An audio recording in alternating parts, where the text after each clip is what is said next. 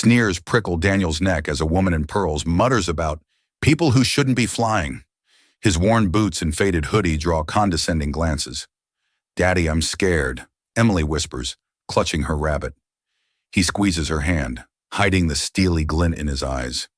They don't know who he is, not yet, whispering about his worn shoes, others rolling their eyes when he softly sang to calm his child.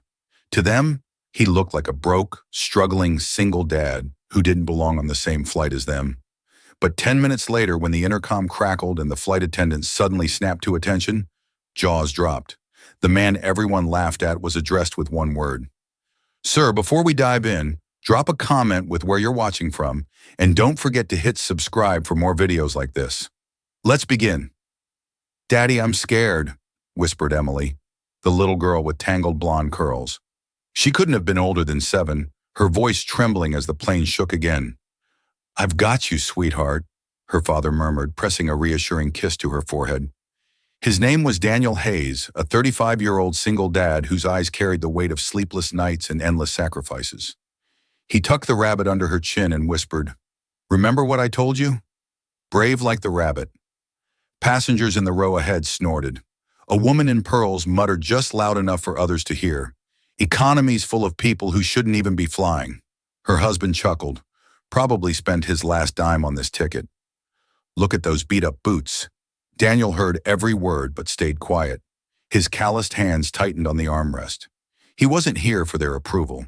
He was here because Emily had begged to see the ocean for the first time. The turbulence passed, but tension didn't. The whispers and sideways glances lingered.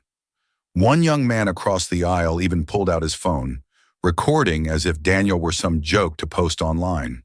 Then everything shifted. The captain's voice crackled over the intercom. "Ladies and gentlemen, we're experiencing a minor systems issue. Please remain calm. Flight crew, standard protocol." The plane jolted, lights flickering. A nervous gasp swept through the cabin.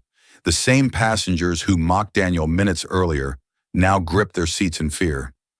Emily whimpered, burying her face in his chest. Daniel didn't panic. He straightened, scanning the cabin with a sharpness that made him look like an entirely different man. His calm presence contrasted with the growing hysteria around him. That's when a flight attendant rushed down the aisle, eyes wide, speaking urgently into her radio. Her gaze landed on Daniel. She froze. Then, like a switch flipped, her entire posture changed. She stood straighter, saluted subtly, and said with crisp precision, "Sir, we may need your guidance." Every head snapped toward him. Passengers blinked, confused. The same man they'd mocked for his cheap hoodie and scuffed boots was suddenly being addressed with a word that carried authority. "Sir," someone whispered. Daniel gave Emily's hand a squeeze before meeting the attendant's eyes. His voice was steady, firm, unshakable. "Show me what's happening." The cabin fell into stunned silence. The aisle went quiet enough that even the hum of the engine sounded menacing.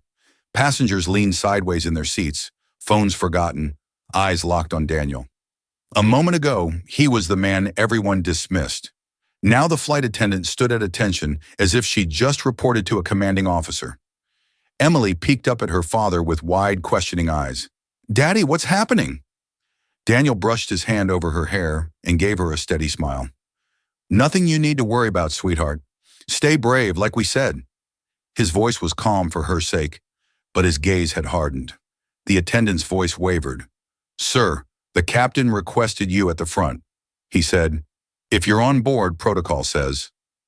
She stopped herself, realizing she had already revealed too much. The pearls and diamonds woman from earlier sat up straighter, her lips parted in shock. "Protocol? What protocol? Who is he?" Her husband whispered something that sounded like military, but no one knew for sure. Daniel didn't waste time. He stood, slipping Emily's stuffed rabbit into her lap. "Hold this for me," he told her softly. "Remember, it's brave, just like you." Her small fingers clenched the toy as if it were a lifeline. The moment Daniel stepped into the aisle, the other attendants straightened, their voices dropping into a professional register that hadn't been there before. One even said under her breath, "Sir, welcome aboard." The same word again, "Sir." Daniel followed them toward the cockpit. The mocking passengers craned their necks, their laughter gone. Fear had erased their smugness. At the cockpit door, the captain turned, relief flashing across his face when he saw him. "Major Hayes," he said quietly, "didn't know you were flying today." A collective gasp rose behind him. "Major!" Daniel's jaw flexed. He hadn't heard that title in years. "What's the situation?" The captain explained quickly. An electrical fault had knocked out a secondary navigation system. It wasn't catastrophic, but it was enough to cause panic if it spread. "Passengers don't know the details yet," the captain said. "But when the system flickered, some of the crew panicked. Having you here, it changes things." "You know that." Daniel nodded. He had spent 15 years in the Air Force, flying missions most people would never hear about. To the world, he was just a single dad in a hoodie. To the flight crew, he was still Major Hayes, the man who'd once coordinated emergency landings in hostile skies. "I'll calm the cabin," Daniel said, "but I want updates every 5 minutes. Understood?" "Yes, sir," the captain answered instantly. As Daniel turned back toward economy, his boots echoed against the aisle floor. Dozens of eyes stared at him, some in awe, others in guilt. The man in the designer suit who had laughed at him earlier dropped his gaze, embarrassed. The young guy who had been recording quickly stuffed his phone into his pocket. Daniel stopped in the middle of the aisle. His voice carried low, calm, firm. "Ladies and gentlemen, listen to me. Everything is under control. The crew is following protocol, and I'm here to make sure you're safe. So breathe, hold your loved ones close, and stop panicking. It helps no one." The authority in his tone left no room for argument. Even the crying toddler 2 rows back quieted, as if the steadiness of his words had soothed her. Daniel returned to Emily's side, sliding into his seat. She immediately grabbed his hand. "Are we okay?" she whispered. "Yes," he said, and then he smiled softer this time. "But we're going to do something kind while everyone's scared. You see the little boy over there?" Emily followed his gaze to a boy about her age, cheeks wet with tears, clutching his video game console like it was a shield. His mother was whispering frantically to him, clearly terrified herself. Emily nodded. "Why don't you share Brave Rabbit with him for a little while?" Daniel suggested. "You know how it helped you. Maybe it can help him too." Her lips pressed together. Brave Rabbit was her most prized possession. She looked at the boy again, his sobs shaking his shoulders, and slowly stood. She crossed the aisle and placed the rabbit gently in his lap. The boy's tears slowed. He looked at her with wide, grateful eyes before hugging the toy. The mother mouthed, "Thank you," her eyes glistening. That single act of kindness spread like a ripple through the cabin. Passengers who had moments ago sneered to Daniel and Emily now sat in silence, shame tugging at their expressions. A few even shifted uncomfortably, realizing how cruel their earlier whispers had been. Daniel's steady presence turned the fear into something else: respect. One man broke the silence. The same young passenger who had been recording cleared his throat and said awkwardly, "Sorry, sir, for earlier." His face burned with embarrassment. Daniel only nodded, not gloating, not angry, just calm. Focus on what matters. Everyone's safety. Minutes stretched. The plane jolted again, but this time no one screamed. They looked at Daniel, and when they saw he didn't flinch, they steadied themselves too. Another attendant approached quietly, kneeling beside his row. "Sir, the captain says the system stabilized. He thanks you for being here." Daniel inclined his head. He didn't need thanks. He only needed his daughter safe. But when he glanced down, Emily wasn't just safe. She was smiling. She watched the little boy clutching Brave Rabbit, his sobs gone. And for the first time that flight, her own fear had vanished. Passengers began murmuring apologies, some even offering snacks or water, trying to bridge the gap of the cruelty they had shown earlier. Daniel accepted none of it, but his silence was enough. The woman in pearls finally spoke, her voice low, almost broken. "I judged you. I thought you didn't belong here. I was wrong." Daniel turned his head, his eyes steady. "Everyone belongs here. Remember that." The weight of his words sank in deeper than any lecture could have. By the time the captain announced they would be landing shortly, the cabin atmosphere had transformed. Fear was gone. Laughter had not returned, but respect had taken its place. And it all centered on the man in row 27. The same man they mocked, the same man they underestimated, the single dad they called less than. But now every passenger on that plane looked at him differently because they knew one truth. He wasn't just Daniel Hayes, he was Major Hayes, and he had shown them what true strength and kindness looked like.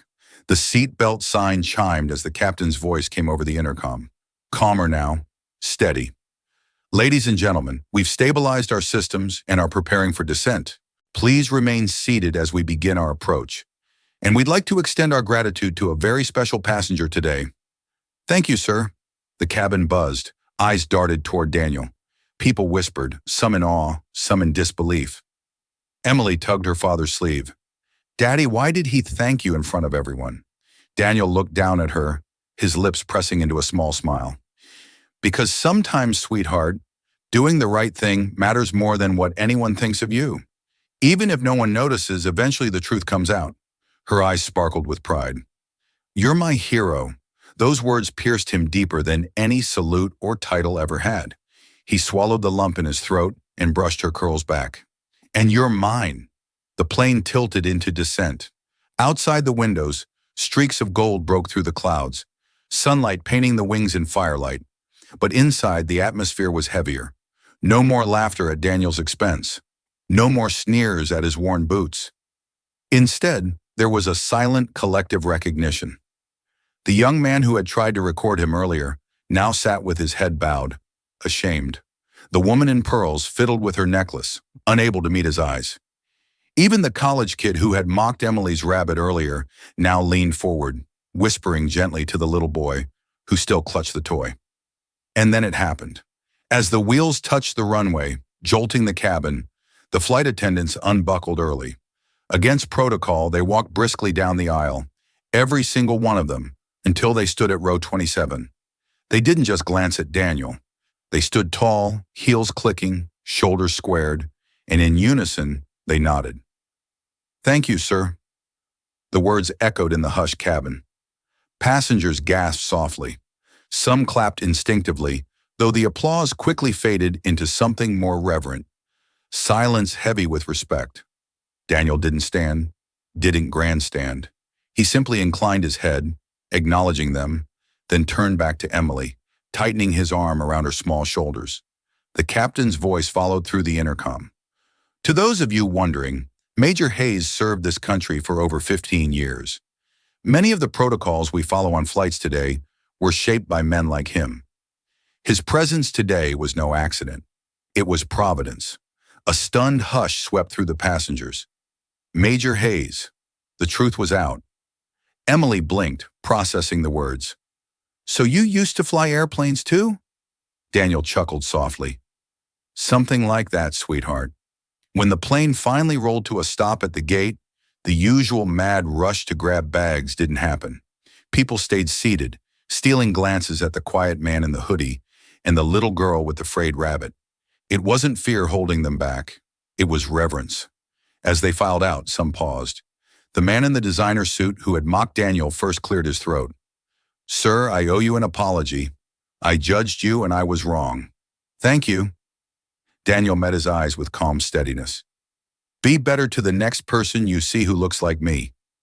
That'll mean more than an apology. The man nodded, his face flushed and moved on. The woman in pearl stopped too, her voice softer than before. Your daughter, she's lucky to have you. I wish I'd seen it sooner. Daniel gave a polite nod but said nothing. He didn't need their validation. Emily's smile was all that mattered. At the gate, as the crew saluted him one last time, Daniel bent down and whispered in his daughter's ear. See? Brave Rabbit helped more than just you today. She grinned, her missing front tooth making her look even braver than she realized. They stepped into the terminal. Just a dad and his daughter again. To most, they looked ordinary, but to everyone on that plane, they would never look ordinary again. And as they walked away, Daniel carried with him the quiet satisfaction of a truth he had always known. Kindness and strength don't need applause. Real respect comes not from titles or uniforms, but from how you carry yourself when the world underestimates you. On that flight, Daniel Hayes reminded everyone of that lesson. But to Emily, he wasn't Major Hayes. He was simply Dad, and that was the only title he ever truly needed.